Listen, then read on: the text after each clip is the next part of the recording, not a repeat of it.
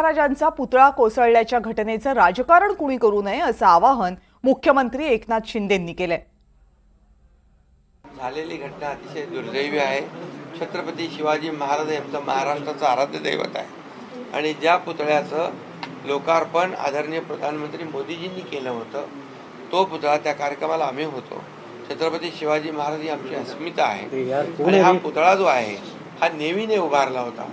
त्याचं complete design नेव्हीने तयार केलं होतं आणि मी कलेक्टरशी बोलल्यानंतर त्यांनी मला सांगितलं 45 किलोमीटर पर आवर अशा प्रकारचा वारा, सुसाट्याचा वारा जो भोग होता आणि त्या याच्यामध्ये पुतळ्याचं नुकसान झालेलं आहे। पण मी आपल्याला सांगू इच्छितो, उद्याच तिथे नेव्हीचे अधिकारी येणार आहेत। आमचे पालकमंत्री रवींद्र चव्हाण देखील घटनास्थळी गेलेत। मी त्यांना सांगितले, सूचना केलेल्या आहेत आणि उद्या तात्काळ यामध्ये नेव्हीचे अधिकारी, आमचे अधिकारी हे छत्रपती शिवाजी महाराजांचा जे काही पुतळा आहे पूर्णाकृती हा पुन्हा दिमाखामध्ये तिथं मजबूतीने उभा करण्याचं काम आम्ही